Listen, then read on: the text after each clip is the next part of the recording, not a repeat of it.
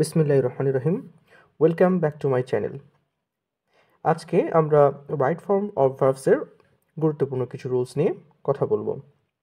আমরা স্ক্রিনে দেখতে পাচ্ছি এখানে লেখা রয়েছে উড ইউ মাইন্ড প্লাস ভার্বের শেষে আইএনজি, অর্থাৎ যদি কোনো সেন্টেন্স উড ইউ মাইন্ড দ্বারা শুরু হয় তবে এরপর ভার্বের শেষে আইএনজি ব্যবহৃত হয়।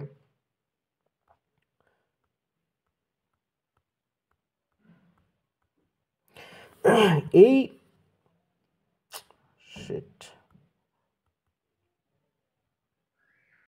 দুই নম্বর রুলসটিতে আমরা দেখতে পাচ্ছি এখানে রয়েছে list plus subject plus should plus ভার্বের ওয়ান। আমরা সাধারণত এই গঠনটি সাধারণত ভবিষ্যতে কোনো অনাকাঙ্ক্ষিত ঘটনা এড়ানোর জন্য ব্যবহৃত হয়ে থাকে। আমরা যদি উদাহরণ দেখি, study hard lest you should fail in the exam. এখানে lest plus subject plus should plus ভার্বের ওয়ানকে ব্যবহার করা হয়েছে।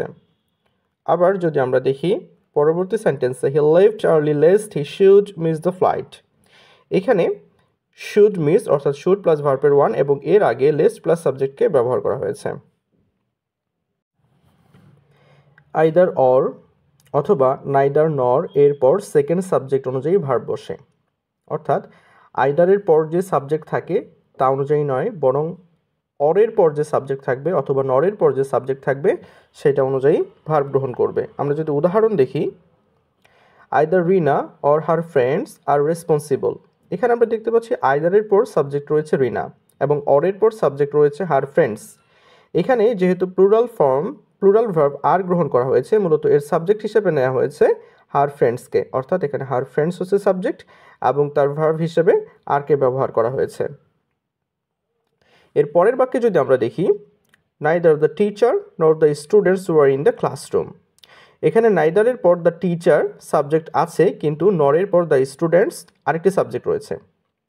এক্ষেত্রে নরের পর যে সাবজেক্টটি রয়েছে দ্য স্টুডেন্টস, এটিকে সাবজেক্ট হিসেবে নেওয়া হয়েছে, যার কারণে ওয়ার এখানে ভার্ব হিসেবে নেওয়া হয়েছে, অর্থাৎ দ্য স্টুডেন্টস প্লুরাল, যার ফলে এখানে ওয়ারকে ভার্ব হিসেবে নেওয়া হয়েছে। 4 নম্বর রুলস আমরা দেখতে পাচ্ছি অ্যাজ ওয়েল অ্যাজ বা এলং উইথ।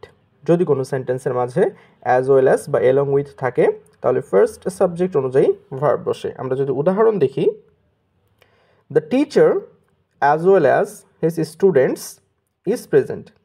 এখানে অ্যাজ ওয়েল অ্যাজের আগে এবং পরে দুটি সাবজেক্ট রয়েছে। এক্ষেত্রে দ্য টিচার সাবজেক্টকে কাউন্ট করা হবে এবং দ্য টিচার যেহেতু সিঙ্গুলার তাই এর সাথে ভার্ব হিসেবে ইজকে নেওয়া হয়েছে।